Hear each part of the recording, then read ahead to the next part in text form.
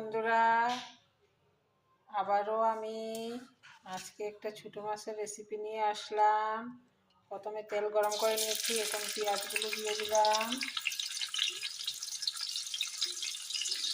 পেঁয়াজগুলো দিয়ে একটু লাল করে ভেজে তারপরে হয়ে গেছে বন্ধুরা।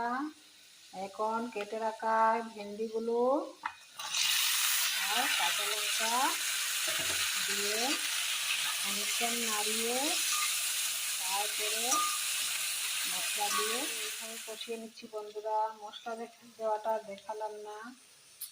আমার সবজিটা কষানো হয়ে গেছে। এখন একটু জল ঢেলে আরও অল্প সময় কষিয়ে নিয়ে জল দিয়ে এখন খানিকক্ষণ ফুটিয়ে নিয়ে এখন আগে থেকে ভেজে রাখা ছোটো মাছগুলো দিয়ে দেবো। বন্ধুরা বলবেন তো আমি কোন ছোটো মাছ দিয়ে সবজিটা বানিয়েছি, কমেন্ট করে জানাবেন তো।